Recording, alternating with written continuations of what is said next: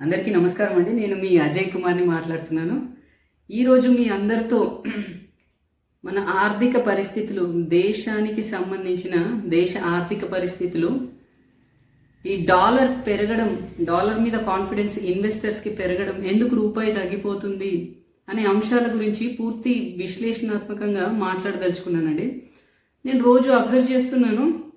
So I want to discuss this topic. ఎందుకంటే జనాలకు reach కావాలి, జనాలకు తెలవాలి ఈ విషయాలు, ఆర్థిక అంశాలు ఖచ్చితంగా ఒక కామన్ మ్యాన్కి కూడా చేరాలి అనే ఉద్దేశంతో ఈరోజు ఈ వీడియో చేయడం జరుగుతుందండి. సో అందుకనే ఈరోజు ఈ వీడియో చేయడానికి అదే ముఖ్య కారణం.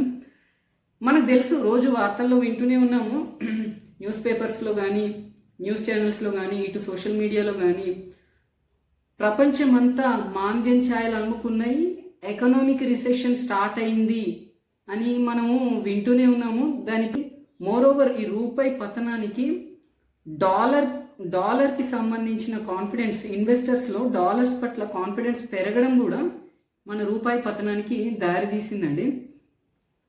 ఎందుకు అనంటే అటు ట్రంప్ ఇచ్చిన కాన్ఫిడెన్స్ కానీ, ఓన్లీ మా ప్రయారిటీసే మాకు ముఖ్యము, ఆర్థికంగా మా అవసరాలు, మా అభివృద్ధి, మా దేశం పట్ల ఉన్న అభివృద్ధి మాకు ఫస్ట్ ప్రాధాన్యత అని అమెరికాలో ట్రంప్ చేసిన ప్రచారం కాస్త ఇన్వెస్టర్స్లో కూడా డాలర్స్ పైన పెట్టుబడి పెట్టడానికి కారణమైందండి.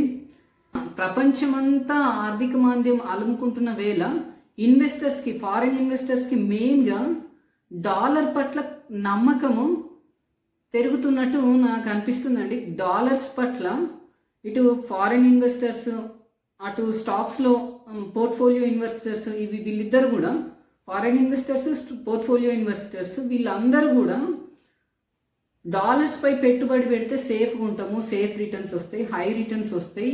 ఈ ఆర్థిక మాంద్యం ఉన్న ఛాయలుగా కనిపిస్తున్న వేళ డాలర్స్ పట్ల నమ్మకాన్ని ఉంచడమే మన రూపీ డౌన్ అవ్వడానికి కొంత కారణం అని అనిపిస్తుంది. నాకేమనిపిస్తుంది, ఇంకొక విషయం దీంట్లోనే, ఈ రూపాయి పతనం మనం నిన్న మొన్న చూస్తున్నప్పుడు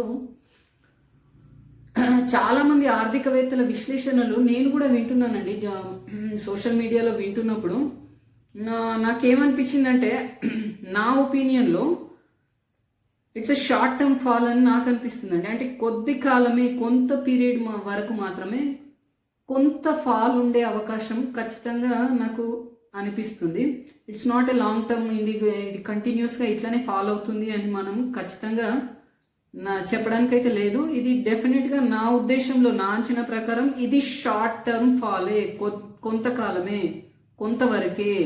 వన్స్ ప్రెసిడెంట్ ట్రంప్ కానీ తన అధికారంలోకి వచ్చి సుస్థిర ప్రభుత్వాన్ని ఏర్పాటు చేసిన తర్వాత ఈ పరిస్థితులు నెమ్మదించి స్టెబిలైజ్ అయ్యి రూపాయి స్టెబిలైజ్ అయ్యే అవకాశం ఖచ్చితంగా ఉంది.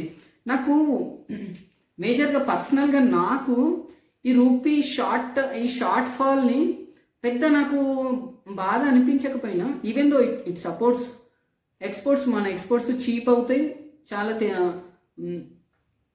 చాలా తక్కువ ధరలకే బయట అమ్ముడుపోవడానికి ఆస్కారం ఉంటుంది. ఎక్స్పోర్ట్స్ చీప్ అవుతాయి కాబట్టి మన ఉత్పత్తులకి ఊతమిచ్చే విధంగా ఇది ఉంది. వేరాజ్ మనకు దిగుమతులు చేసుకునేటప్పుడు మాత్రం కొంత బర్డెన్ అయ్యే అవకాశం ఉంది. నాకు నిజంగా ఎక్కడ కన్సర్న్ అనిపిస్తుంది అని అంటే, జీడిపి తగ్గుతున్నందుకు కాదు, ఇన్ఫ్లేషన్ పెరుగుతున్నందుకు కాదు, రూపీ వాల్యూ తగ్గుతుంది అనేది కూడా, ఇవన్నీ year by year GDP growth rate అట్లనే ఉంటుంది. At the same time inflation కూడా అదే మాదిరిగా మెయింటైన్ అవుతుంది. At the same time rupee value కూడా మెల్లిమెల్లిగా డిప్రిషియేట్ అవుతూ వస్తుంది. Even though it's short term fall, అది కూడా డిప్రిషియేట్ అవుతూ వస్తుంది. బట్ ఇవన్నిటికంటే నాకు మేజర్గా ఉన్న కన్సర్న్స్ ఏంటి అని అంటే,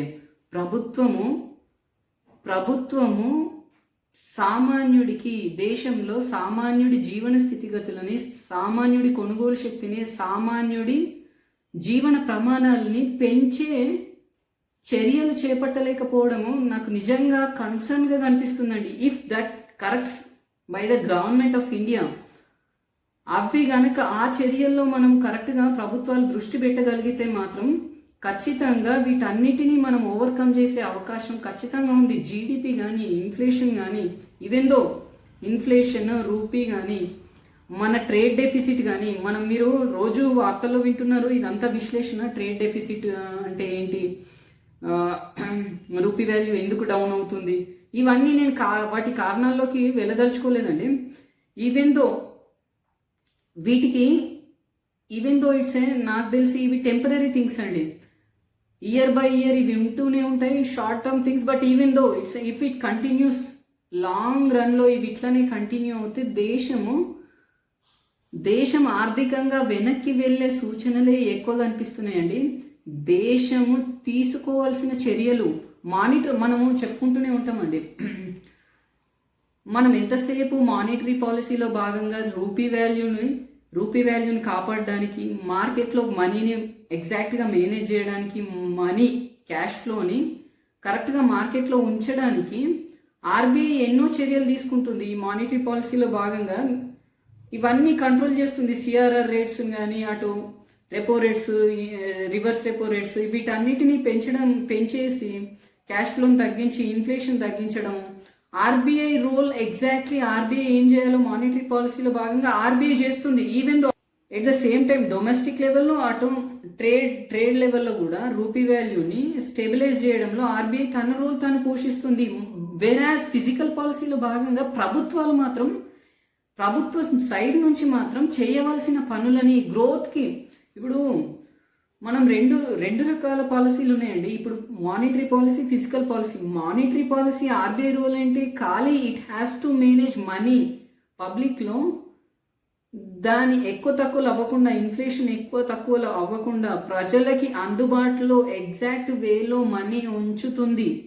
రూపీని కూడా, ఫారిన్ ఎక్స్చేంజ్ రేట్ని కూడా ఆర్బీఐ ఎగ్జాక్ట్గా కంట్రోల్ చేస్తూ వస్తుంది. దాన్ని ఎప్పటికప్పుడు స్టెబిలైజ్ చేస్తూ ఇంటర్వ్యూన్ అవుతూ ఆర్బీఐ దాన్ని చర్యలు తీసుకోవడానికి ప్రయత్నం చేస్తుంది. మరి ఫిజికల్ పాలసీస్లో ప్రభుత్వాలు ఏం చేస్తున్నాయి? ఫిజికల్ పాలసీస్లో చేయాల్సిన అంశాలు ప్రభుత్వాలు ఎందుకు విస్మరిస్తున్నాయి? ఫిజికల్ పాలసీలో భాగంగా ఇప్పుడు బడ్జెట్ ప్రవేశపెట్టినప్పుడు బడ్జెట్లో క్యాపిటల్ ఎక్స్పెండిచర్ దేంట్లో పెడుతున్నాం, ఎక్కడ పెడుతున్నాము, ఎక్కడ సంపద సృష్టించే మార్గాల్ని మనం క్రియేట్ చేస్తున్నాం, ఎక్కడ ఉత్పత్తిని పెంచుతున్నాము అనేది ప్రభుత్వాలు ఆలోచిస్తున్నాయా, దృష్టి పెడుతున్నాయా అంటే నాకు పెద్దగా దృష్టి పెడుతున్నట్టు ఏం కనిపించట్లేదు.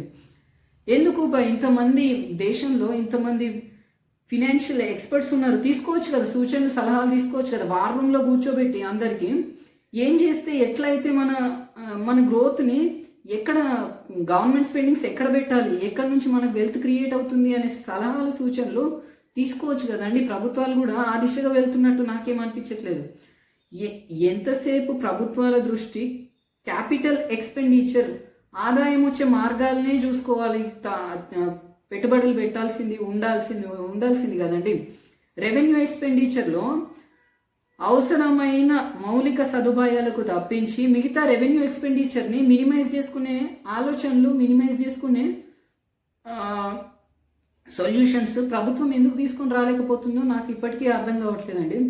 ఎంతసేపు ఆర్బీఐ తీసుకునే చర్యలే మనకు కనిపిస్తున్నాయి. ఆ ట్రేడ్ డెఫిసిట్ కూడా, మనము విదేశీ వాణిజ్య లోటు కూడా ఎట్లా ఫుల్ఫిల్ అవుతుంది, మోర్ బర్డెన్ కాకుండా అది కూడా ఎందుకు మినిమైజ్ అవుతుంది అంటే, మనం క్యాపిటల్ అకౌంట్ సర్ప్లస్ అనేది మనకు ఎక్కువ ఉండడం ద్వారా, అది కూడా వోలటైల్ ఇన్ నేచర్ ఉంటుంది. ఫారిన్ ఇన్వెస్టర్స్, పోర్ట్ఫోలియో ఇన్వెస్టర్స్ కూడా పరిస్థితులు రిసెషన్ పరిస్థితులు కనుక దారితీస్తే ఖచ్చితంగా వాళ్ళు డాలర్ పైన పెట్టుబడులు పెట్టడానికి, డాలర్ పైన వాళ్ళ ఇన్వెస్ట్మెంట్స్ని షిఫ్ట్ చేసే అవకాశాలు ఖచ్చితంగా ఉంటాయండి. అవి వోలటైల్ ఇన్ నేచర్ అయినప్పుడు మన ట్రేడ్ డెఫిసిట్ని ఆ మాత్రం అవి కాపాడుతున్నాయి. ఎన్ని రోజులని మనము మన ఇంపోర్ట్స్ని ఎక్కువ పెంచుకుంటాము, ఎక్స్పోర్ట్స్ని పెంచే ఆలోచన ప్రభుత్వాలకి ఏం లేవా? ప్రభుత్వాలకి ఉత్పాదకత పెంచే అవసరం ప్రభుత్వానికి ఏం లేదా అని నాకు అనిపిస్తుంది. ప్రభుత్వం తీసుకోవాల్సిన చర్యలు అనేక రంగాల్లో చాలా ఉన్నాయి, మరి ఎందుకు తీసుకోవట్లేదు అనేది నాకు కొంచెం సందిగ్ధత ఉంది. ఇప్పుడు మన జీడిపిలో 60% of our GDP private consumption ద్వారానే జరుగుతుంది. మరి ప్రైవేట్ కన్సంప్షన్ నానాటికి డ్రాప్ అవుతుంది ఇన్ఫ్లేషన్ వల్ల. బయట ఉన్న ఈ ఇన్ఫ్లేషన్ని తట్టుకోలేక ప్రైవేట్ కన్సంప్షన్ తగ్గిపోతుంది. అఫ్ కోర్స్ ఆర్బీఐ తీసుకుంటుంది చర్యలు, ఎప్పటికప్పుడు అవి వడ్డీ రేట్లు పెంచుకుంటూ, సిఆర్ఆర్ రేట్స్ పెంచుకుంటూ, ఎస్ఎల్ఆర్ రేట్స్ పెంచుకుంటూ ఆర్బీఐ తన రోల్ తను చేస్తుంది. కానీ ఇన్ఫ్లేషన్ని తగ్గించే మార్గాలు ప్రభుత్వాలు కూడా ఎందుకు పోటీతత్వాన్ని పెంచొద్దు? ఎందుకు ఉత్పాదకత, ఒక ప్రోడక్ట్ని తయారు చేసే కంపెనీస్కి ఈజ్ ఆఫ్ డూయింగ్ బిజినెస్ అని పెద్ద పెద్ద గొప్ప గొప్ప మాటలు చెప్తారు. ప్రభుత్వాలు ఎందుకని గవర్నమెంట్స్ ఇట్లాంటి కంపెనీస్కి పోటీతత్వాన్ని పెంచొద్దు? మార్కెట్లో పోటీతత్వాన్ని పెంచి ప్రోడక్ట్స్ని సులువుగా అందుబాటులోకి తెచ్చి కాంపిటీషన్ని పెంచి ధరలను తగ్గించే ప్రయత్నాలు ప్రభుత్వాలు ఎందుకు చేయాలి? ఎంతసేపు ఆర్బీఐ తీసుకునే చర్యలే కనబడుతున్నాయి తప్పే ప్రభుత్వాలు ఎక్కడ చర్యలు తీసుకున్నట్టయితే కనిపించట్లేదు. ముఖ్యంగా కేంద్ర ప్రభుత్వం తీసుకోవాల్సిన కొన్ని చర్యలు తీసుకోలేకపోతుందని నాకు అనిపిస్తుంది. ముఖ్యంగా ఇప్పుడు మనకు చైనా చూసుకుంటే చైనాలో ట్రేడ్ సర్ప్లస్గా ఎందుకు ఉంది చైనా? మనది ట్రేడ్ డెఫిసిట్గా ఎందుకు ఉంది? ఈ ఎగ్జాంపుల్ ఒకసారి చూసుకుందామండి. మ్యానుఫ్యాక్చరింగ్ హబ్గా చైనా ఎట్లా ఎదిగింది? మ్యానుఫ్యాక్చరింగ్ హబ్గా మనం ఎట్లా ఎదగాల్సింది ఉంది? మనం ఏం చేయాలి అనే ప్రభుత్వాల దృష్టి లేకపోవడం కొంచెం బాధ అనిపిస్తుంది. At the same time manufacturing చేయడానికి కావాల్సిన మెటీరియల్, కావాల్సిన ఇన్వెస్ట్మెంట్స్ని, ప్రోత్సాహకాలని నాకు అనిపిస్తుంది. ఎందుకంటే ఇప్పుడు ప్రభుత్వాలు విదేశీ పెట్టుబడులని, మా దగ్గర చీప్ లేబర్ ఉంది, మా దగ్గర అడ్వాన్స్డ్ టెక్నాలజీస్ మేము కూడా రెడీ చేస్తున్నాము, మా దగ్గర అందుబాటులో ఉంది, పాపులేషన్ ఎనఫ్ ఉంది, మా దగ్గర అన్ని సౌకర్యాలు ఉన్నాయని ప్రభుత్వం ఎందుకు తీసుకురాలేకపోతుంది పెట్టుబడుల్ని? కావాల్సిన ఇన్సెంటివ్స్ ఇట్లాంటి పెట్టుబడులకి ఎందుకు ఇవ్వలేకపోతుంది ప్రభుత్వాలు అనేది నాకు కొంచెం ఇదిగా అనిపిస్తుందండి. చైనాను చూసినప్పుడు, అటు ఒక పక్క చైనాను చూసినప్పుడు వాళ్ళ ఎక్స్పోర్ట్స్ ఇంతగా పెరుగుతున్న, మ్యానుఫ్యాక్చరింగ్ ఇంత ఆదాయాన్ని వాళ్ళు గడిస్తున్న, డాలర్స్ రూపంలో వాళ్ళ రిజర్వ్స్ని పెంచుకుంటున్నా, still they are devaluating their money because వాళ్ళ ఎక్స్పోర్ట్స్ చీప్ అయితే వాళ్ళు దే కెన్ ఎర్న్, ఇంకా వాళ్ళ ఎక్స్పోర్ట్స్ అదనంగా అమ్ముడుపోతాయి, వాళ్ళ ప్రోడక్ట్స్ అన్ని బయటికి వెళ్ళిపోతాయి. So that they will gain more and more health అనేది వాళ్ళు ఆలోచిస్తున్న దృక్పథం నిజంగా ఆశ్చర్యానికి గురి చేస్తుంది. ఎందుకు? అఫ్ కోర్స్ మనం డివాల్యుయేట్ చేయలేము మన కరెన్సీని, ఎందుకంటే మనము ఎక్కువ ఇంపోర్ట్స్నే చేసుకుంటున్నాం కాబట్టి, డాలర్స్లో ఎక్కువ చెల్లుబాటు చేస్తున్నాం కాబట్టి మనం డివాల్యుయేట్ చేసుకోలేని పరిస్థితిలో మనం ఉన్నాం. మన కరెన్సీని మనం చేసుకోలేము. అట్లీస్ట్ ప్రభుత్వాలు చేసే పనులనైనా ఎందుకు చేపట్టట్లేదు అనేది నాకు కొంత బాధను కలిగిస్తుంది.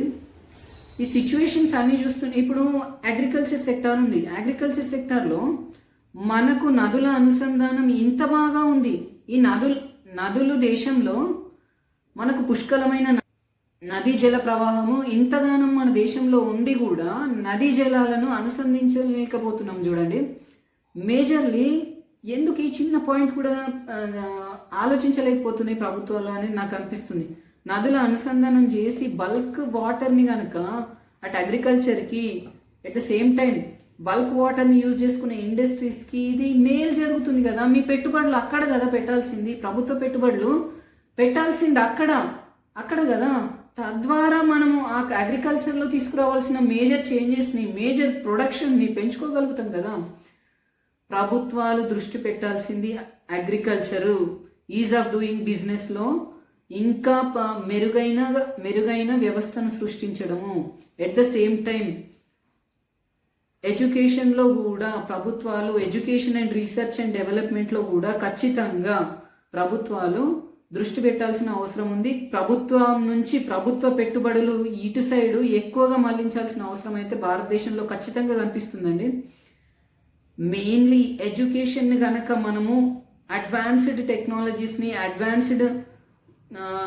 అడ్వాన్స్డ్ స్టడీస్ని కనుక పిల్లలకు అందుబాటులోకి తెచ్చి వాళ్ళ స్కిల్స్ని అప్గ్రేడ్ చేయలేకపోతే మాత్రం ఖచ్చితంగా ఈ పొరపాటు ప్రభుత్వాలు చేసినట్టే అవుతుందండి. ఎంతసేపు మనము చేయాల్సిన బేసిక్ థింగ్స్ను మర్చిపోయి ప్రభుత్వాలు ఆలోచిస్తున్నాయి అన్నట్టుగా నాకు అనిపించింది. ఇంత చెప్పుకుంటున్నారు, ఈ 10 సంవత్సరాలు ఇంత జరిగింది, అంత జరిగింది, ఆ డెవలప్మెంట్ అయింది. వేర్ ఈస్ ద ఎడ్యుకేషన్లో ఎక్కడున్నామండి? ఎడ్యుకేషన్ అనే ఫ్యాక్ట్స్ని తీద్దాం, స్టాటిస్టిక్స్ తీద్దాం, ఎక్కడున్నాం మనము? ఎట్లా ఉన్నామో ప్రభుత్వాలు దృష్టి పెట్టాల్సిన అవసరం ఖచ్చితంగా ఉంది. ఆ సెక్టార్ని గనక కాన్ఫిడెన్స్ ఇవ్వగలిగితే, అక్కడ మోటివేట్ చేసి స్కిల్ని గనక దేశంలో ఉన్న అత్యధిక యువతకు కనుక మనం సరైన మార్గంలో వాళ్ళ యువతని వాడుకోగలిగితే సంపద సృష్టించిన వాళ్ళమే అవుతాము. కాబట్టి ప్రభుత్వ పెట్టుబడులు అక్కడికి వెళ్ళాల్సిన అవసరం ఉందని నాకు అనిపించింది. మేజర్గా ఈ రంగాలలో పెట్టుబడులు పెట్టాల్సిన అవసరం అయితే ఖచ్చితంగా కనిపిస్తుందండి. మన ఎక్స్పోర్ట్స్ని పెంచుకోవాలి. ప్రభుత్వాల దృష్టి ఎప్పుడు కూడా మన సంపదను పెంచుకునే విధంగానే ఆలోచన చేయాలి. మన సంపద సృష్టించే మార్గాలపైన ప్రభుత్వాలు దృష్టి పెట్టాల్సిన అవసరం ఖచ్చితంగా ఉంది. ఇది లాంగ్ రన్లో it will going to be major impact అనేది నాకు అనిపిస్తుంది. ప్రభుత్వము ఇప్పుడు జరుగుతున్న ఈ రూపీ డౌన్ఫాల్ కానీ, ఇప్పుడున్న ఈ రెసెషన్ ఛాయలు కానీ, వీటన్నిటిని దృష్టిలో పెట్టుకొని అటు గ్రోత్ రేట్ తగ్గుతుందని, ఇన్ఫ్లేషన్ పెరుగుతుందని, రూపీ డౌన్ అవుతుందని, ఈ ఫ్యాక్టర్స్ని కొంతకాలం ఈ షార్ట్ టర్మ్ థింగ్స్ని కొంచెం నెగోషియేట్ చేసి దీన్ని కనుక ఈ ఆలోచన నుంచి కొంచెం పక్కకు జరిగి దీర్ఘకాలికమైన ఆలోచనలు ప్రభుత్వాలు చేయాల్సిన అవసరం ఖచ్చితంగా ఉంది. ప్రభుత్వాలు డబ్బుల్ని ఊరికే దుబారుగా ఖర్చు పెట్టే బదులు ఆ డబ్బుల్ని ఎక్కడ పెడితే సంపద సృష్టించబడుతుంది, ఎక్కడ పెడితే నిరుద్యోగాన్ని తగ్గించవచ్చు, ఉద్యోగాల్ని కల్పించవచ్చు. మేజర్గా దేశంలో యువతకి ఉద్యోగాల కల్పన చాలా అవసరం అండి. ఇండస్ట్రీస్ని స్థాపించి, కంపెనీస్ని స్థాపించే వాతావరణాన్ని క్రియేట్ చేసి, ఉద్యోగాల్ని క్రియేట్ చేస్తేనే వాళ్ళ కొనుగోలు శక్తి పెరిగి వాళ్ళు ఇతర రంగాల్లో కూడా వాళ్ళ డబ్బుల్ని పెట్టే అవకాశం ఉంది. బయట కొనుగోలు శక్తి పెరిగే అవకాశం ఉంది. ప్రైవేట్ కన్సంప్షన్ పెరిగే అవకాశం ఉంటుంది. అప్పుడు మీరు ట్యాక్సెస్ విధించినా కూడా వాళ్ళు తట్టుకునే వాళ్ళకున్న కొనుగోలు శక్తి పెరిగి మీకు ట్యాక్సుల రూపంలో ఆదాయం పెరిగే అవకాశం ఉంటుంది. ట్యాక్స్ల రూపంలో ఆదాయం పెంచుకోవడం ఏంటండి?